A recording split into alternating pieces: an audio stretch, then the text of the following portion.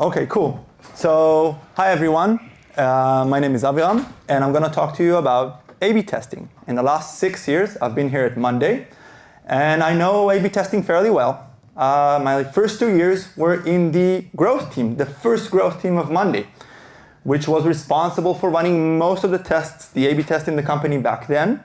I think they still do, by the way. And was also responsible for perfecting and improving how we run tests in the company.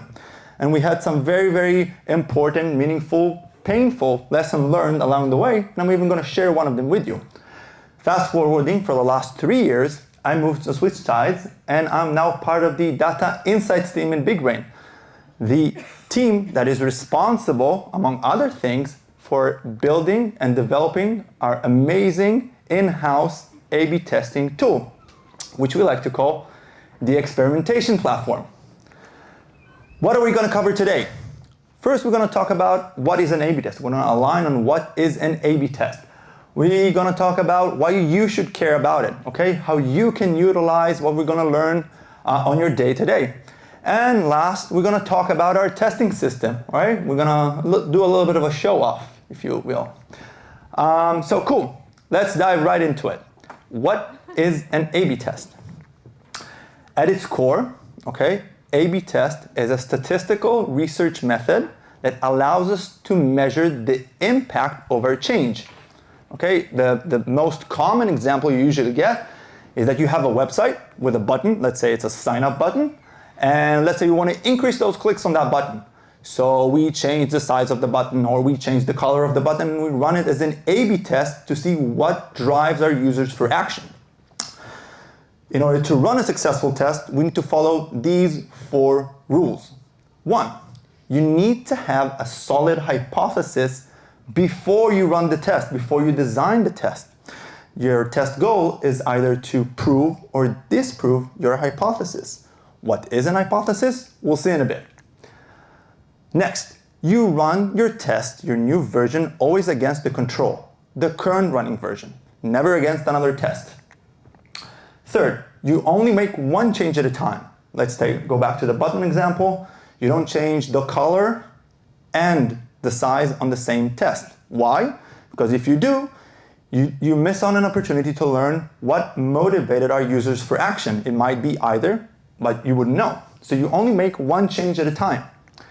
And last, the results must be statistically significant. Okay, so as I said, A/B testing is a statistical tool. It means that it doesn't output true or false.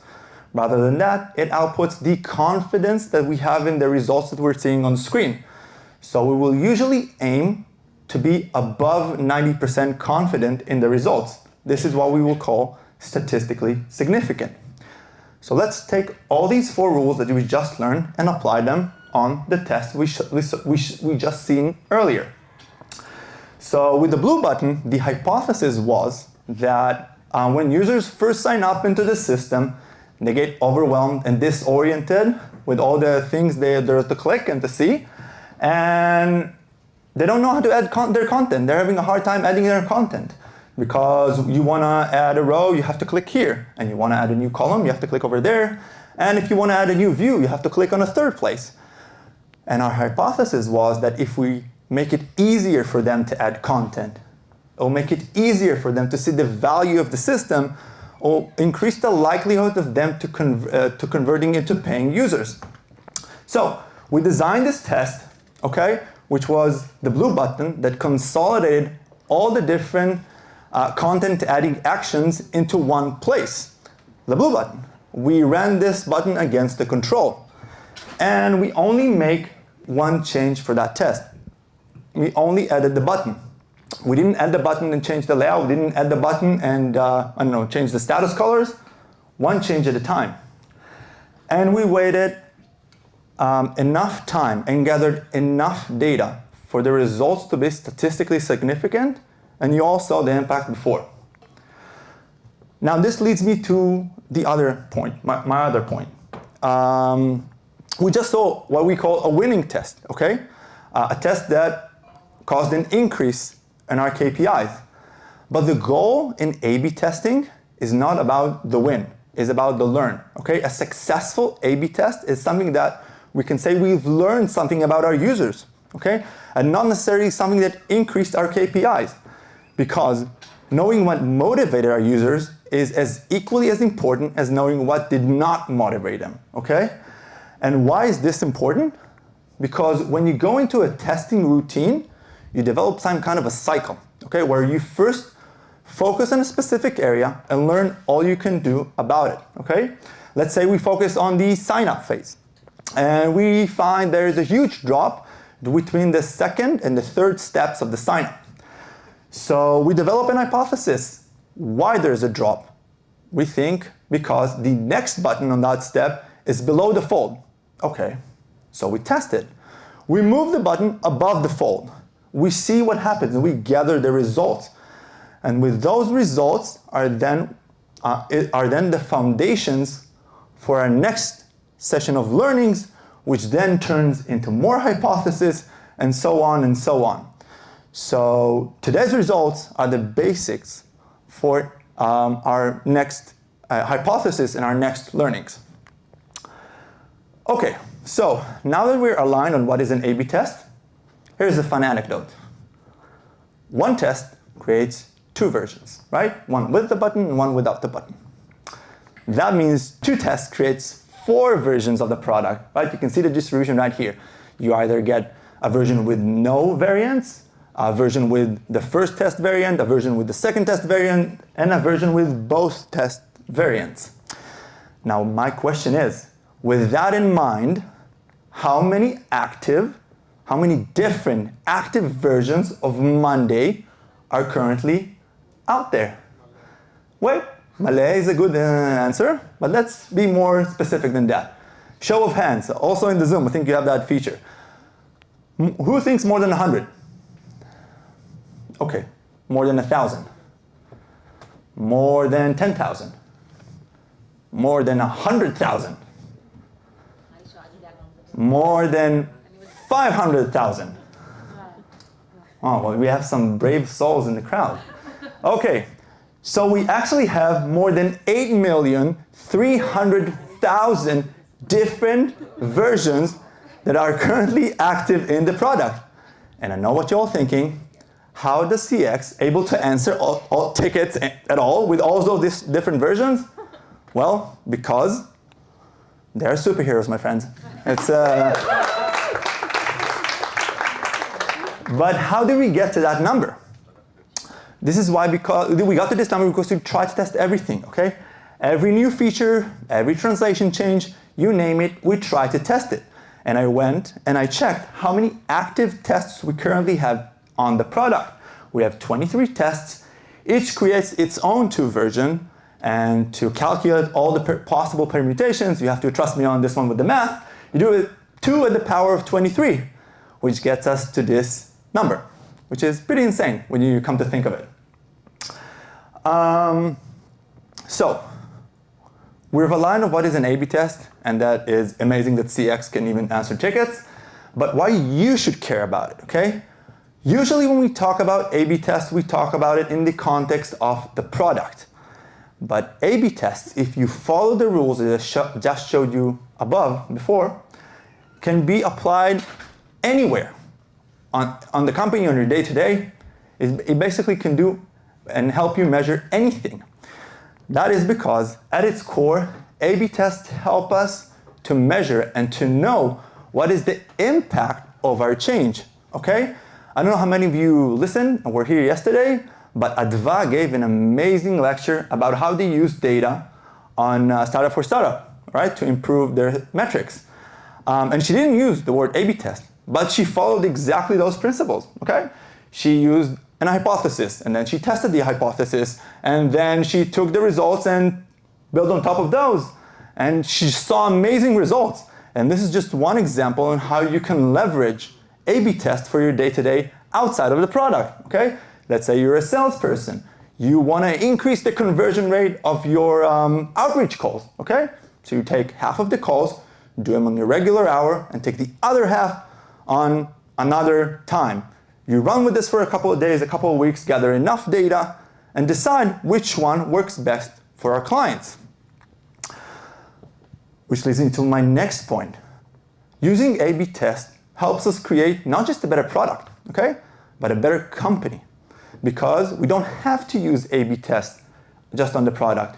We can use it to optimize, we actually do use it to optimize marketing. We can use it to optimize sales processes. We can do it to optimize HR processes, operations, you name it. Just follow the rules that you just learned.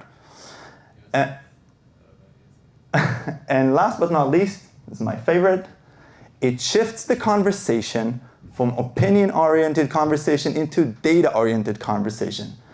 You all know this. You want to make a big decision. You gather everyone in one room and you start debating and arguing on what you should do.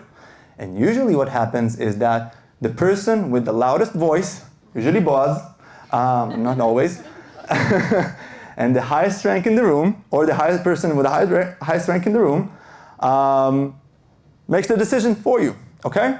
With A/B testing, this culture is gone, okay? You let our users, you let our clients decide what works best for them. You test all the different options and decide according to the data. So, we've learned what is an A/B test. We've learned what's in it for you and how you can utilize it in your day-to-day. And before we go into our testing system, I want to share with you one lesson learned that we took while I was in the growth. Now it's fairly simple, right? In theory, it's fairly simple. 4 rules, very straightforward, not much to it, okay? But usually with simple things, when you try them in real life, it's never that simple, okay? And I'm going to share with you one exceptionally, let's say, painful and expensive lesson that we've learned. So I don't know how many of you know, but you can upload your customized logo into Monday, okay? It's not straightforward. You have to go into the admin section, look for the logo section, go into Google, download your favorite logo, crop it to the proper dimensions, and then upload it into Monday. Not easy, but people do it. And we found out that people that use that feature have a higher intent and eventually convert into paying users at a higher rate. And we had an hypothesis that said that because they uploaded their logo into the system, they are emotionally connected to the platform, have a higher intent of exploring it, seeing its value, and thus converting into paying accounts. So, to test our hypothesis, we designed this test. We added an extra step to the sign-up flow. We automatically identified your logo from your email. We took that logo, cropped it into the proper dimensions, and asked you, do you want us to upload it for you? And instead of doing 10, 15 clicks, you only had to do 1. Just click next. Then boom, it's up. Well, pretty slick, right? That was also what our users thought. And we saw an increase of 4% in the amount of paying users in the new variant. That was statistically significant. We were super happy and wanted to see how many users actually used the new feature. Only to find out the amount of logos between the variant and the control that was uploaded was exactly the same. At that point in time, we were like, what? And then we started thinking, after we calmed down, are we measuring our results correctly? Maybe we're doing something wrong. So to test that, we came up with a brilliant idea. We ran a test of the control against itself, okay? This is what we call an AA test. It's like an A/B test, but we're running the same version twice.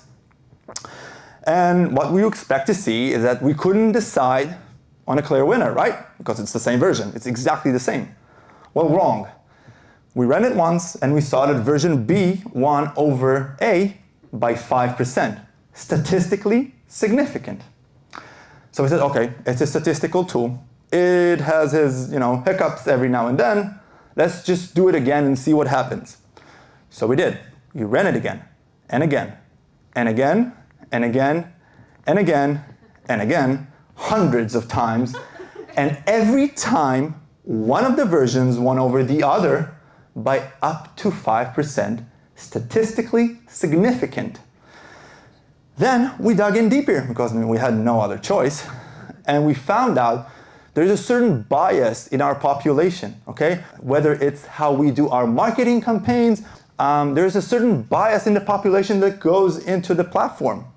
And with that bias, and considering the fact that we want to be able to run tests for weeks, maybe a few months, but not more than that, we're unable to identify any changes that are below 5%. So that led us to the next horrible step, is that realizing that we've been running tests that didn't really improve anything. So we went back in time, I think it was 6 months back in time.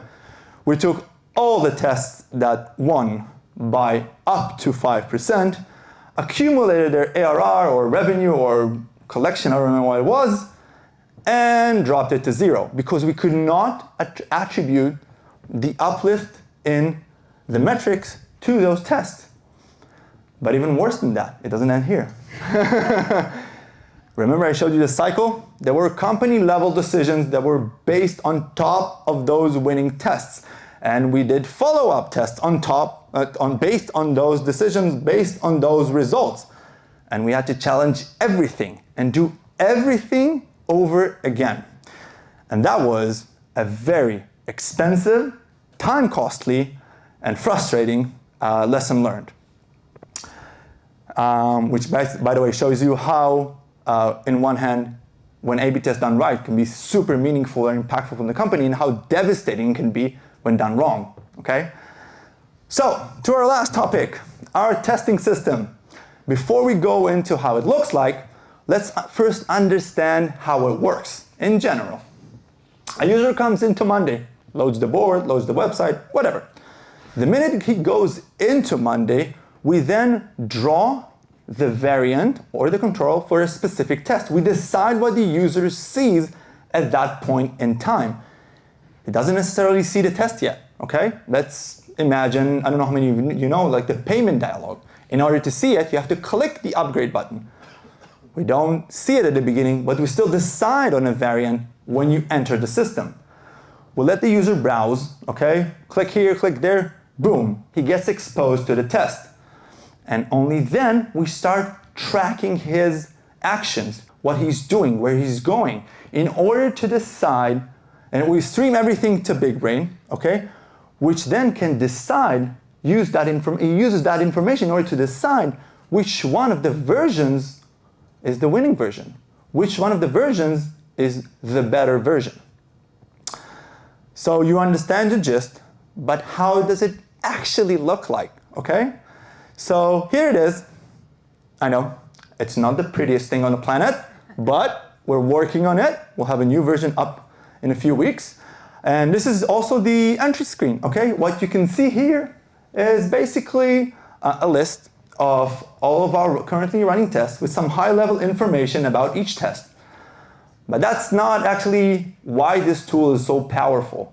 To understand why this tool is so powerful, you need to first understand what is the problem. And we did what we're trying to solve. And we did the research to find out that the biggest problem of our users, BigBrain users, which are Monday employees, is that they don't know when to close the test. When is the right time to close the test and make a decision? They usually close it either too soon or too late, which are equally as bad. If you close it too soon, you close it without, you're making a decision without enough data. If you close it too late, then let's say you have a winning version, then only 50% of the population is exposed to the winning version, is enjoying the better product, where you could already open it and get the double the impact, okay? And same goes for a bad version. So with that in mind, we designed a few features that will help our users, Monday employees, to know when they should close the test. This is our setup screen for A/B test. When you want to create an A/B test, you go and you see this screen. there's a bunch of information that we're asking you for, like, what is the test name, when I upload screenshots, and so on and so on. But what you should focus on are these two fields. We ask you, what is your main KPI, okay? What is considered to be success, a successful user for you? Whether it's someone that converted into a paying user, whether it's someone that created a new column, that's up to you to decide. We also ask you, what is the entry point of your test? When is the user exposed to the test? And we take these two factors and able to give you this. We tell you what is the amount of data that you're required in order to make a decision, and how long it will take you to gather that data. And why we do this? Because we found out that our users will just open a test and wait. They'll wait to see the results become statistically significant. They might need to wait days. They might need to wait weeks. They might need to wait years. They don't know. They just sit there and wait. And we want to be able to tell you upfront how long your test will need to run. So if you see 2 weeks, you say, fine, I can wait 2 weeks. But if you see 8 months, then you should have second thoughts if you should run this test or not before you start it. But we didn't stop there. This is the results page. This is what you see after you start your test, okay? Again, there's a bunch of data here, all kinds of numbers and so on. But what you should focus on, what we give to our users. First, we give them a progress bar that tells them how is the test progressing, when they will reach 100% and can make a decision. We even tell you how many days you have until you can reach a decision. And we even tell you, dude, this test is not ready for review. So don't make any decisions now. Why? Again, we identified that because tests tend to be very, very volatile at their early days, you sometimes see a 20% uplift for your main KPI. And then what happens that the user says, okay, it's up 20%. It will not go down. Well, it will. It does. I've seen it happen multiple times. You need to wait until you gather all the data. So we help you understand when that time arrives. What happens when you finally gather enough data? Again, we help you. The progress bar is at 100. You have 0 days left to run the test. We show you a banner of who's the winner, and we tell you, dude, this version won over the other. And this is how we were able to help at the very end, I'll give you time for questions, don't worry, to help you to help our users to make better decisions, data-driven decisions on time. So what I want you to take from this lesson is that A/B test is an amazing tool. You can follow the rules and take it to your day-to-day work, regardless if it's in the product or not. Why is it so powerful? Because it gives the power to our users, to your users, to the Monday clients, okay? And let them decide how we can make Monday a better product, a better company, and become better humans. No, not really, but better product and better company. We'll settle for that. Thank you for listening.